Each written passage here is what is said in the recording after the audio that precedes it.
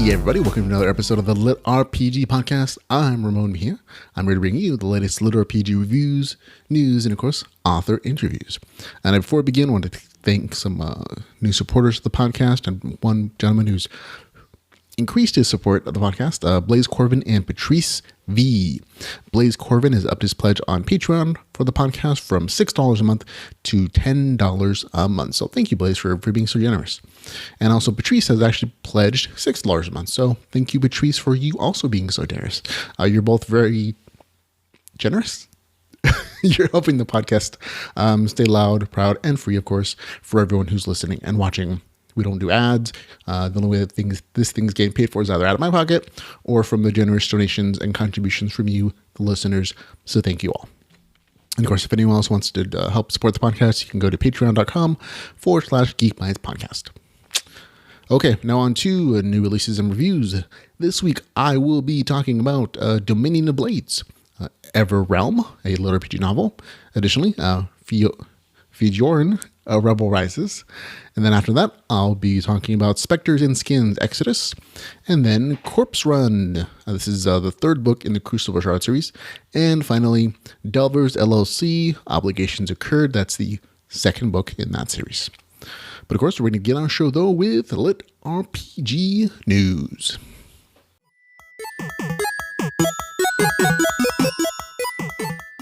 Okay, first story in LitRPG news. Sci-Fan Magazine's April edition has a special LitRPG section, or LitRPG edition, I should say, and it's out now. What was a one-time event has turned into a regular monthly issue for the digital magazine. Short stories from established and new LitRPG authors are in there, plus reviews from a number of different people, including this podcast. Okay. Also, we have some news from Jeffrey fucking Logue, author of the Slime Dungeon series. He has announced on Facebook that he should have book 4 in that series finished in May and available for Amazon's digital bookshelves by June. So if you're looking for the next book in that series, it will be out in June. Additionally, he's also put up another one of his stories on Amazon available for pre-order. This one is entitled Hero of Not, which I believe is the first story he wrote on Wirral Road. And he's cleaned it up, got it polished, edited, all the good stuff, and he's put it up available. It'll be ready for release on July the 1st, but you can pre-order it now. In other LitRPG news, Travis Bagwell, author of the Awaken Online series, is going to be going to DragonCon this September. Hey, so am I. We'll probably hang out, hopefully. While he's there, he not only hopes to get a table that he can share with some other LitRPG authors, hopefully, but he's also planning to cosplay as the main character in his story, Jason the Necromancer. He's looking for a few good people who will be at DragonCon who can play the role of his zombie minions. So if you're going to cosplay and you're going to be in DragonCon anyways, you might want to shoot him a message on Facebook with your contact information, your name and email, and how long you'll be able to spend there as his minion. He estimates it's going to be like 4 to 6 hours for prep because he's providing makeup, costumes, all that good stuff, and creating a scene for everybody to enjoy at the booth or the table that he's going to get, hopefully. And again, we'll have a link in the show notes for his Facebook page.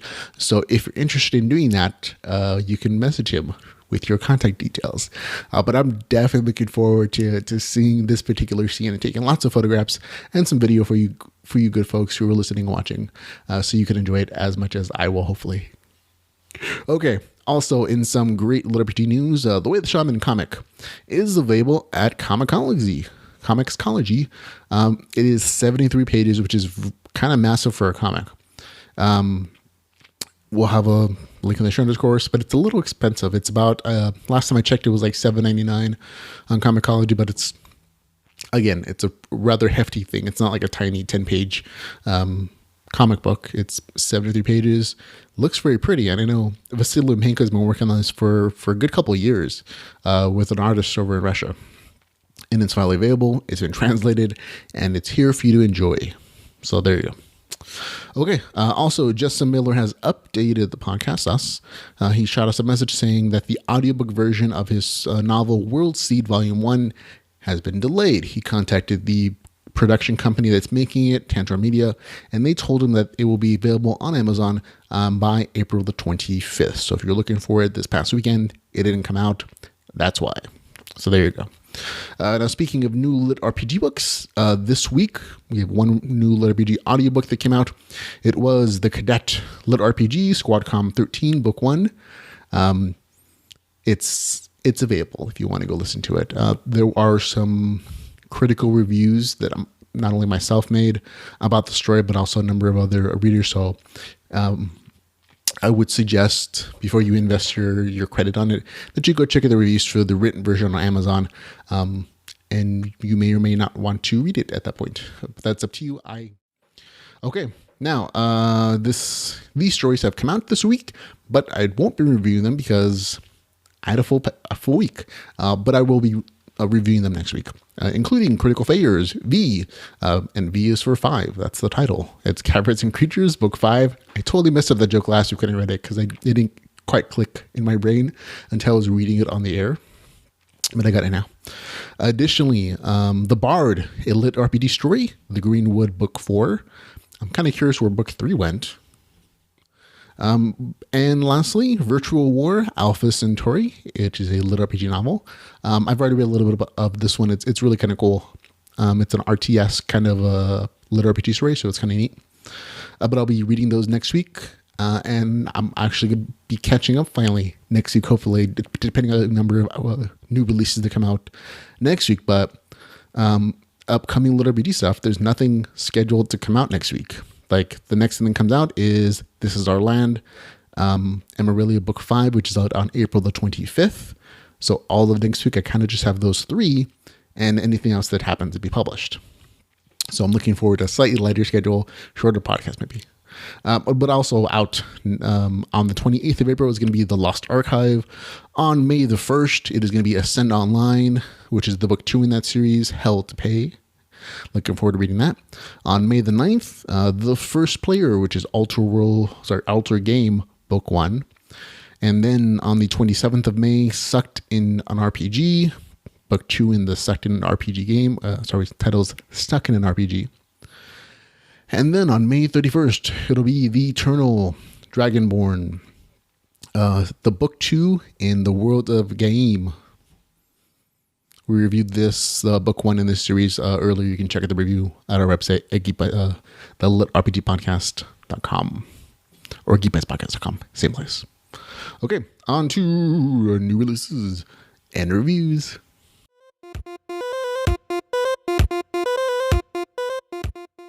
Okay, in new releases and reviews, folks, we're going to begin with Dominion of Blades, a lit RPG adventure by Matt Dinneman. This is 438 pages, $2.99. It is available on Kindle Unlimited. Now, full disclosure, the author sent me an advance copy of the book for review. I purchased it outright once it became available on Amazon, though. Okay, now Dominion of Blades takes the trapped in a game premise and gives it a twist.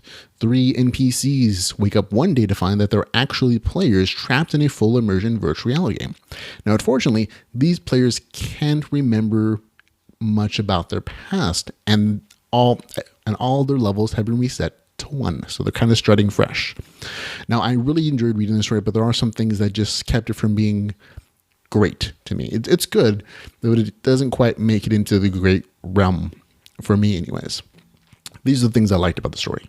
The way that the main character's backstory is revealed is pretty sweet, and there's some genuine surprise revelations that come out of it, because remember, within the context of the story, nobody has any memories of like who they are, where they came from. They just know, I'm here, I have a few vague remembrances of my past, but most of it is blank. And so as the main character dreams or goes to sleep every night, he dreams, and gradually, of course, the story, more and more of the character's memories are revealed. And it creates a really interesting way of revealing the character's backstory and, of course, the much bigger story and the big plot twist in the story. So it's kind of cool. Liked it a lot. Additionally, another one of the secondary characters is named Popper.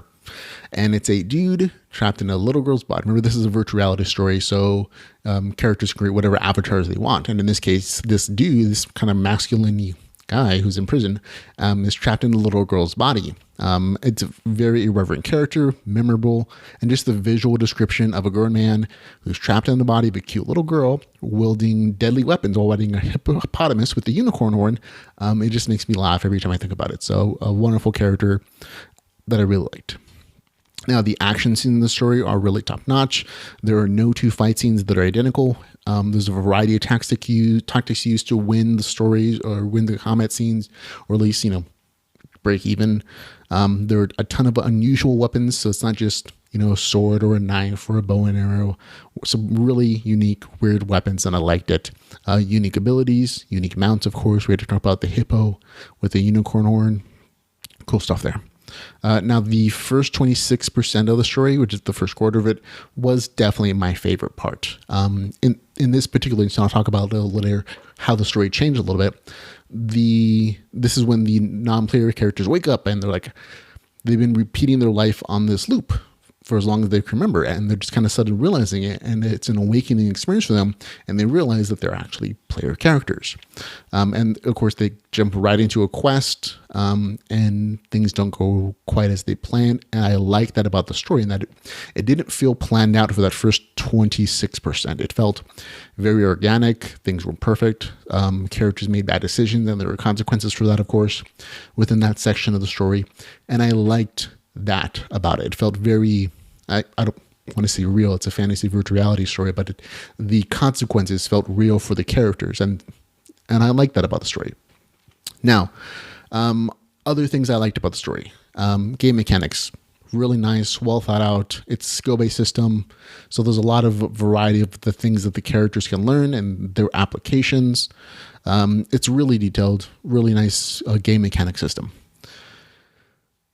Okay, some of the themes in the story were really thought-provoking and at least interesting. There are going to be some people who don't like some of the themes and some of the revelations within the story, but that's for them to deal with. I liked it. Without getting too spoilery, the author raises some very interesting questions about technology's role for us as humans in helping us to reveal who we truly are and appreciate who we truly are, and some of the things about virtual reality and gaming in general that allows people to explore different aspects of their personality or explore different roles for themselves in the world. And that's one of the things I really love about video games and about gaming in general, is that I can be any kind of avatar I want and nobody gets to judge me. I can be a dragon, I can be a thief, a warrior, I can be a total murder masochist or whatever.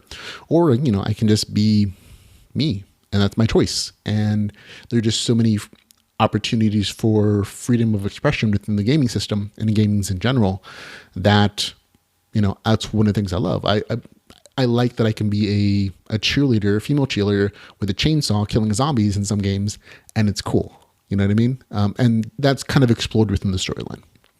Okay. On to some things I did not like so much. And some of these things are really prevalent throughout the story and kind of knocked down from like a 7 to a 6, which is what I gave it, the story. The characters are a little bit overpowered. Even though their levels have been reset, several of their skills that are high levels, conferring special abilities and weapon mastery that I never really felt that they earned, because they earned these high level skills, like fishing, while they were NPCs on that repetitive loop. And so I felt like a little bit of a cheat. But additionally, at the 30% mark in the story, and this is a little spoilery, so if you don't like it, just skip ahead about a minute or so. One of the players is scratched by a feral non-player character and finds himself cursed with something called the Devouring Soul Curse. And this is just weird. It lasts for 666 days, causes all the undead in increasing radius to attack the character. And if you die, you go to hell for how many hours your level is, and you're tortured there. And this is all kind of orchestrated by one of the few other sentient player characters in the world. And it just feels out of place, especially after that 26% where it just felt organic and neat. This felt staged. It felt kind of forced, or something that's being created to force the characters in a certain direction in the plotline and the storyline, or to create like a certain villain for the characters to, rally against. And it didn't really make sense 100% of the storyline. I mean, later on it's revealed why it's supposed to be important, but at the time it really just like was kind of a head scratcher why the author chose to do it. But again, I respect the author's decision to make whatever plot storylines they want to, but for me as a reader, like, huh? So there you go. Another thing I really didn't care from the story was there's only like one female leading the character, Gretchen, and she's only mildly interesting. And I wish that she had kind of a more interesting role and personality within the storyline, but again, I understand not everybody can be a star. Okay, and again, this is kind of a recurring thing. A lot of the plot points after that 26% mark feel forced. Like the events that crop up around the characters feel like they're in place to force them to go in a certain direction.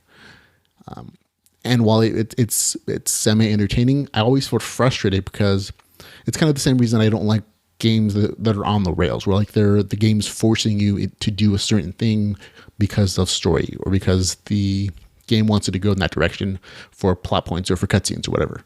I much prefer open world games and stories because I feel a sense of freedom for myself and for the character that I'm playing or reading about. And so it just wasn't my cup of tea. Maybe other people like the more straightforward storyline, or they like the events that force the characters in that direction. Just it wasn't pleasant to me as much as I would have hoped it would. It kind of just spoiled a little bit of the enjoyment of the story for me, I should say. So there you go. Now overall, again, the writing is solid. There's some really cool and interesting characters. I really like the first, again, 26% of the story. But unfortunately, because a lot of the story, about 75% of it, felt on the rails, it just detracted a little bit from my enjoyment some. So there you go. But I still had a good time reading it. That's why it gets a score of a 6 out of 10, which is not bad. It's better than average, better than meh, it's just not like super great and amazing. So there you go. Okay, on to EverRealm, a LitRPG novel written by Jake Bible.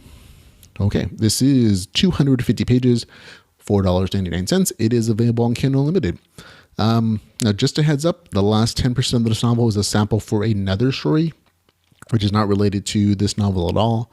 The version that I got on Amazon, might change, of course, later on, is a sample for Titans Wars by MC Norris. So it's kind of odd.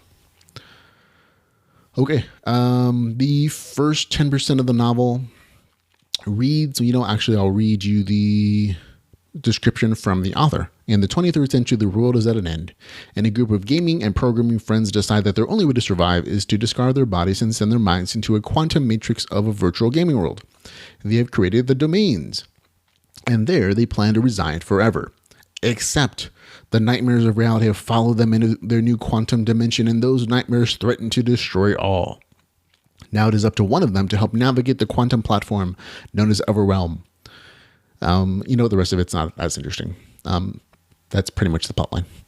Now, again, the first 10% of this novel is really cool. I really like the first 10%. And that's mostly because it reads like a good zombie apocalypse story. A group, again, of people create virtual worlds, and they plan to transfer their beings to ride out the zombie apocalypse there. Now, unfortunately, two of the group are attacked by zombies in the real world, and they accidentally unleash a zombie horde into their virtual worlds. Oh, no. Some weird things about this right off the bat. Weirdly, this biological zombie virus seems to transfer into these virtual worlds, infecting other members of this digital community, the non-player characters.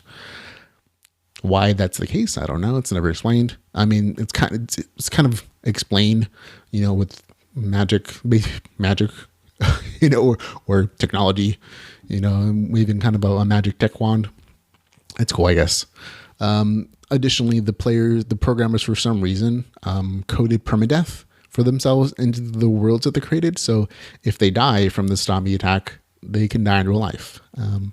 So again, a thing, I guess, to create stakes or something.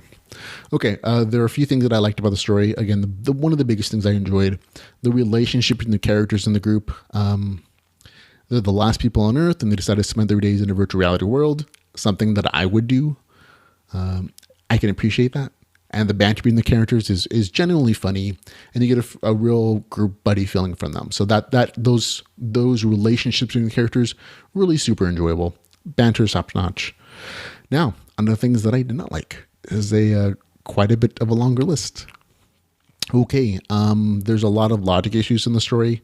Again, I talked about a few of them already, like why a biological virus is transferable into a digital quantum system where the programmers essentially made the rules. So it kind of implies that they made the rules for the zombie virus to exist there as well. Doesn't make sense to my brain. Additionally, very early in the story, when they go into this fantasy section of the world where it's essentially like an MMORPG, one of the characters is like level 235, but he can't beat the bad guy who is a level 152 undead elven warrior. I'm like, that's a really big level difference. Doesn't quite make sense to my gamer brain. But again, other logic issues to my gamer brain is that within that virtual world, there are save points that the characters can kind of save on so they don't die permanently. But for some reason, they coded them to be destructible. Again, doesn't make sense to my brain. But there are a lot of those little things throughout the story that kind of make me scratch up and like, this doesn't make a lot. I mean, like story wise, I understand that. Okay, you need to have some skin in the game. If they can't die permanently, then there's really no danger for them. And if they have permanent save points, then they don't go like, same issue. But for my gamer brain launcher, I'm like, that doesn't make sense. What programmer or game designer is going to make that a feature? You know what I mean? So there you go. But again, a bigger issue of the story for me is that it's not really a LitRPG. Portal fantasy, cool. Video game fiction, cool. Not LitRPG. And again, I go over this occasionally. There are two things that differentiate LitRPG from video game fiction. One, the story is set in a game world or a world ruled by obviously stated game mechanics. Now, part of that is true here. This is a obviously stated game world. However, the rules are not obviously stated. They're mostly hidden away from the reader, unfortunately. And that's what kind of part of what knocks it out from being a LitRPG and more being just fantasy portal fiction or video game fiction. Now, the second thing that makes a story LitRPG, again, to me, other people's opinions may vary, is that the main character grows in power according to those obviously stated game mechanics. And again, although there are words like levels in this story, they don't really mean anything. The character never appreciably grows more powerful according to those game mechanics. One, because they're never really revealed to the reader or the characters. But two, those levels don't really mean much of anything.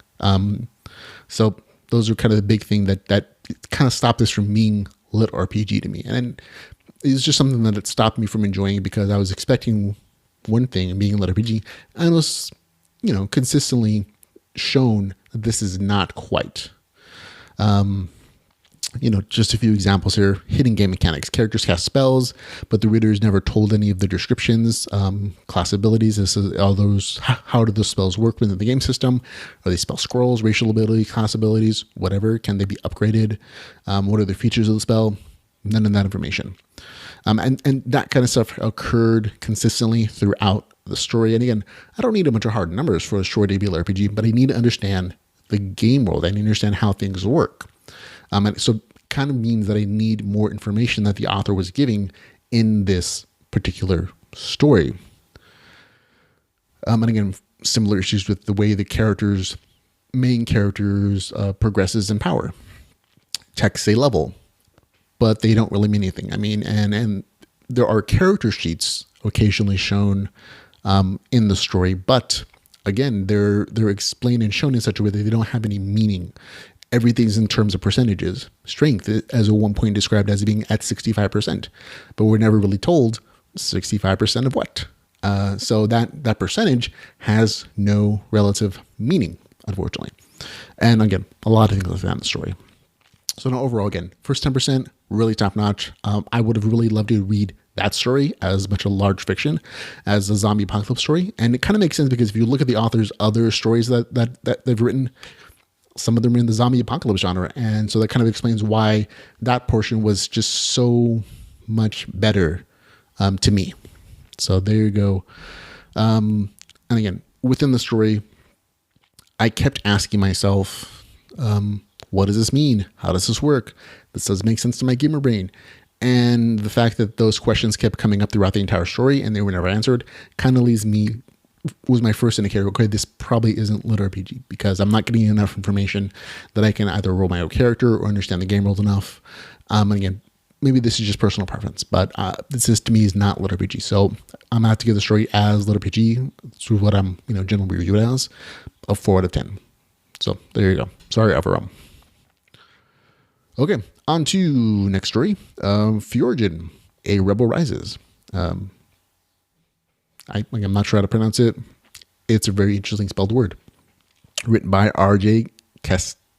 Castiglione. Okay, it is 173 pages, $2.99. It is available on Kindle Unlimited. Now, Michael is a high-level gamer. He dies while playing his favorite virtual reality game, and he wakes up to find he's been reincarnated into a new world just like the one he was playing. Now, Michael has to discover the hard way how the world works and who he'll become in this new world. Okay, the first 13% of this novel is an introduction to the game mechanics of the world and a quick instance of combat. Then there's like this really kind of odd shift in the storyline where Michael makes his first kill, then he passes out, and he finds himself in a wagon about to be enslaved. It's a really sudden shift. And the story becomes more about slavery in this fantasy game world and the main character's quest to free himself and the group of slaves he's with. That's like essentially 80% of the story. So there's some other cool features that I enjoyed about the story, but I actually liked a lot of things about the story. The story itself has issues, but overall I really enjoyed it. Some of the things I liked about the story. There's a really early, clear explanation of the game mechanics of the world. This is kind of a contrast to the last one I was talking about, in that things are explained right off the bat. I understand very early in the story how the game world works. The character gets and raises skills by doing things. He learns magic spells from books or from a teacher. There are standard mechanics like health, mana, stamina, character stats that can be increased during the levels. And there are really clear numbers that show me how the character is progressing and becoming more powerful as he levels. And so there's a really clear arc of character growth progression according to the game mechanics in the story. So right off the bat, I know within the first literally 15% of the story, this is LitRPG. Yay, let's enjoy the story. Okay. Other mechanics in the story that I enjoyed: reputation. You don't really see the reputation mechanic in as many LitRPG stories. A few Russian stories, but it's kind of not as prevalent. And in this one, it's really important because if the main character doesn't gain the trust of the people around him, he can't really accomplish anything because he's a slave and among slaves, and he can't do a slave rebellion by himself. So I like that aspect, of that social engineering reputation aspect of the story. Now, just a heads up, at about the 57% mark in the story, there is a romantic storyline that develops between the male main character and a male noble. This is going to be an issue for some people. It is what it is for them, but there is no sex in the storyline. There are a few sex jokes, of course, and traditional romance stuff, but it's foreshadowed. Like a bit earlier in the story, as soon as he meets the noble, it's like, oh. There are hints that this may happen later on, and it does. So again, for some people, it's an issue. For me, I kind of, wasn't surprised. It doesn't really change the story at all. Whether the noble is going to be a male or a female is just another aspect of the story. So there you go. Now, another thing I really enjoyed about the story, there's some really great detailed crafting stuff in there. In this case, it's about alchemy and herbalism. But I'm always a sucker for crafting, so I enjoyed it. Okay, a few things I did not like. There again, that abrupt shift through getting from red hunting to being trapped as a slave. It was just really sudden, and so I didn't like that sudden shift. It's a really small thing, but it's stuck in my brain. Okay, as a matter of personal taste, I would have liked to see more action in the story. This isn't a combat-centered story. There are a few dungeon runs, but not much else in the action department. Just about every other chapter. Oh, this is kind of another thing that just felt a little repetitive. At the end of almost every other chapter, there's an exhaustively detailed character sheet, which includes descriptions of all the spells, skills that the character knows. And that's like several pages every chapter. And I'm all for detail, but I really need a spell or skill description once. And that information. If the author wanted to remind us to have a place set aside in case somebody wanted to review what that was, it could have been in an appendix at the very end of it. And that really would have saved some of the repetitiveness that I found in the story. Again, it's a small thing. It doesn't really detract from the story per se, but it, second, third, fourth, fifth, sixth, seventh time, you see the same spell and skill descriptions in the story. You're like, okay, I get it. You know what I mean? So again, small thing, didn't really detract too much from the story though. Overall, I had a fun time reading the story. I really enjoy the game mechanics. I can't say that enough. I'm a huge fan of just understanding how a game world works, whether it's a spell system, crafting stuff, how the general mechanics in the game work or the game world works. This is all very well done. The author took a lot of time. You can tell in just all the little details that make sense and work well together. The author put a lot of thought into those mechanics of the story. So kudos on that. Again, I would have liked to have seen more happen than just the great save escape, which is 80% of the story, whether it's preparation or execution of the story of that arc. But the author hints at the very end of the story that there might be larger events in the next book, which I'm happy to see, including some town building or city management stuff. So yay. I look forward to reading the next book. This story gets a 7 out of 10 for me. On to Spectres and Skin, Exodus, written by R.J. Creed. Okay, this is 416 pages. It is $3.99. It is available on Kindle Unlimited. Okay, the world is dying. And so Matthew Blake and his better-looking best friend try out the best full-immersion fantasy game, Spectres and Skin. Yep, hey, that's what I do at the end of the world too.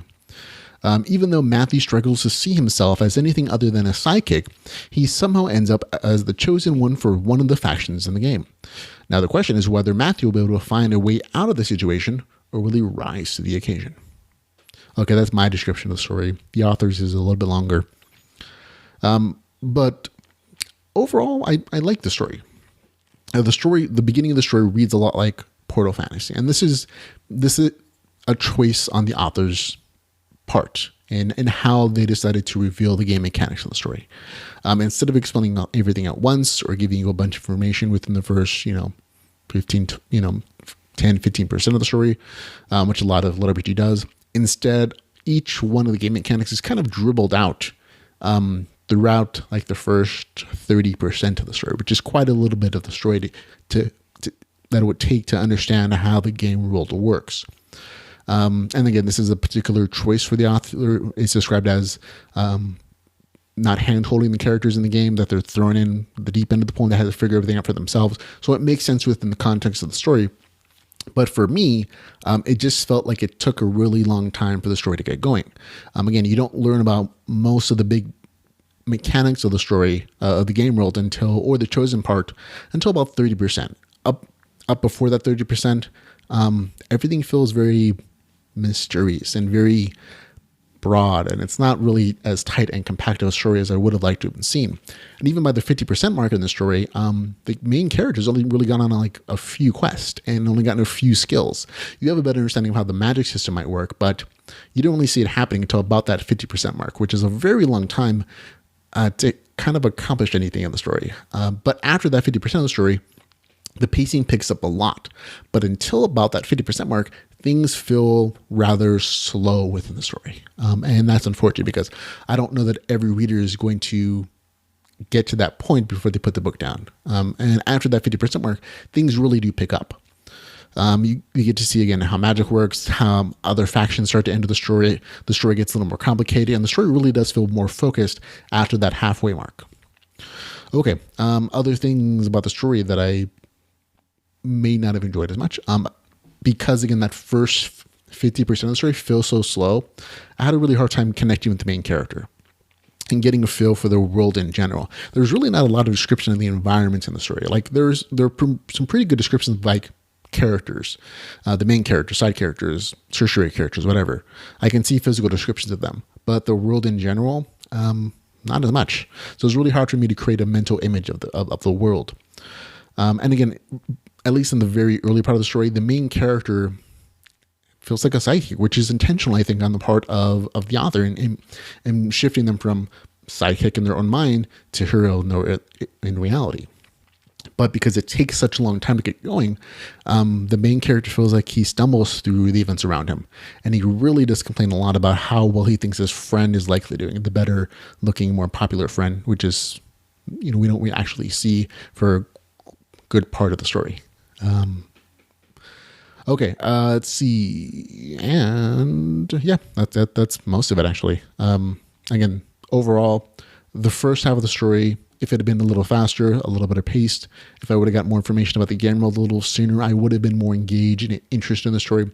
But in that first half, I found myself not as interested in it as I would hoped I would have been. And it would have gotten a better score if that pacing had just been slightly different, a little bit faster, or if I would have got more information.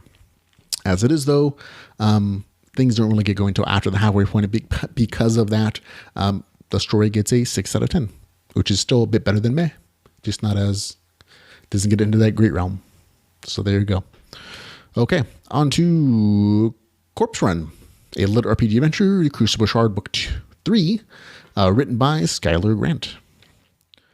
This is 171 pages, $3.99. It is available on Kindle Unlimited.